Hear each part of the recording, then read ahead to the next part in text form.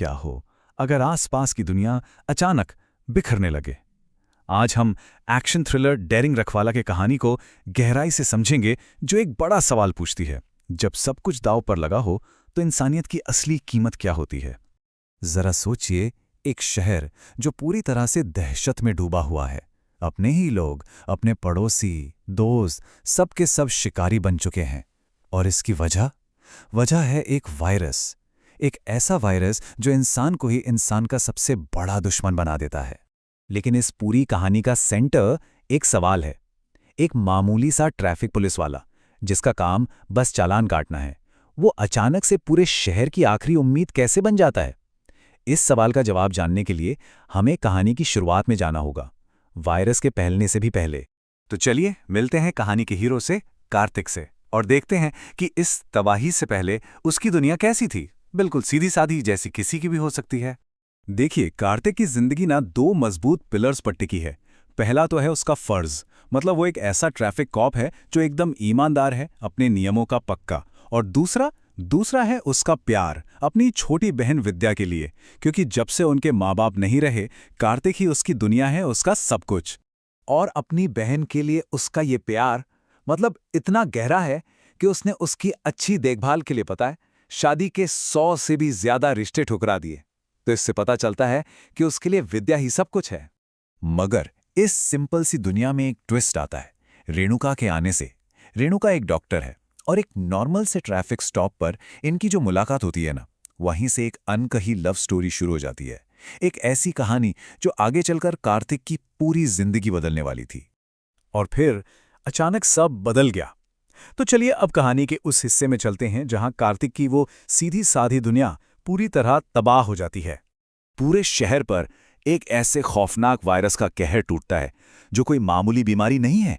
नहीं, ये तो इंसान के अंदर से उसकी इंसानियत ही छीन लेता है और उसे बना देता है एक भूखा नरभक्षी।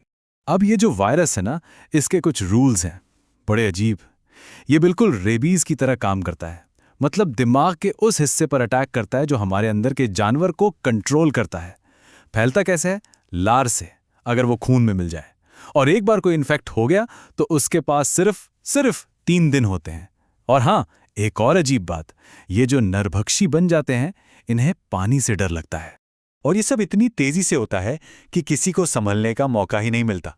पहले दिन बस कुछ हमलों की खबरें आती हैं, दूसरे ही दिन तक पूरे शहर में इमरजेंसी लग जाती है। और सोचिए, तीसरे दिन तो सरकार शूट ऑन साइट के ऑर्डर जारी कर देती है। मतलब सिचुएशन पूरी तरह से हाथ से निकल चुकी थी।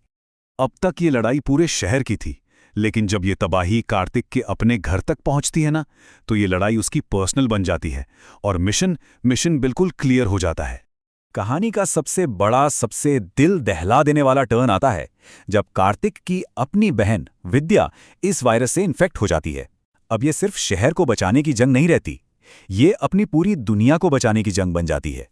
लेकिन इसी अंधेरे के बीच से उम्मीद की एक किरण निकलती है। पता चलता है कि विद्या के खून में कुछ खास है, एक तरह का नेचुरल एंटीडोट, एक एंटी पॉइजन जो वायरस से लड़ रहा है। इसका मतलब वो सिर्फ एक विक्टिम नहीं है, बल्कि वो पूरी इंसानियत को बचाने का इकलौता जरिया है। तो बस यहीं से शुरू होता है असली मिशन कोयंबटूर। लक्ष्य एकदम साफ है। पहला, विद्या को हर हाल में बचाना है। दूसरा, रेणुका और बाकी डॉक्टर्स को 100 किलोमीटर दूर एक लैब तक पहुंचाना। और तीसरा, उसके खून से इलाज तैयार करना। लेकिन ये 100 किलोमीटर का सफर मौत के रास्ते से गुजरता है। चलिए अब इस कहानी के आखिरी और सबसे मुश्किल हिस्से की तरफ चलते हैं, वो हिस्सा जहां हीरो को सबसे बड़ी कुर्बानी देनी पड़ती है। मंजिल बिल्कुल आंखों के सामने है। टीम एक शॉपिंग मॉल में फंस गई है और लैब वाला हॉस्पिटल ठीक सड़क के उस पार है। लेकिन उस सड़क को पार करना नामुमकिन है, क्योंकि वो सड़क नरभक्षियों की भीड़ से पटी पड़ी है। और फिर वो एक आखिरी डेस्परेट कोशिश करते हैं। उस दौड़ में कार्तिक सबको बचा लेता है, मगर खुद को नहीं बचा पाता। उसे काट लिया जाता है। जो अब तक सबका रखवाला था, अब वो खुद शिकार बन चुका है। और जैसे ही उसे ये पता चलता है कि उसका वक्त खत्म हो रहा है, वो रेणुका से बस एक बात कहता है, मेरे बदलने से पहले तो मैं वहां छोड़ देता हूं। सोचिए, इन शब्दों में कितनी हिम्मत, कितना बड़ा बलिदान छिपाया। और वो अपना वादा निभाता है, इलाज को मंजिल तक पहुंचा देता है। मगर खुद को बचाने के लिए बहुत देर हो चुकी होती है, मिशन तो कामयाब हो जाता है, लेकिन हमारा हीरो नहीं बचता। तो इस कामयाबी की कीमत क्या थी? इलाज तो 100% पहुंच गया, पर इस मिशन में बचने वाले लोग कुछ ही थे, और एक हीरो हमेशा के लिए खो गया। तो आखिर में ये कहानी हमें छोड़कर कहाँ जाती है? चलिए इसके पीछे छिपे गहरे मतलब को समझने की कोशिश करते हैं। ये कहानी सिर्फ एक्शन या नरभक्षियों की नहीं है।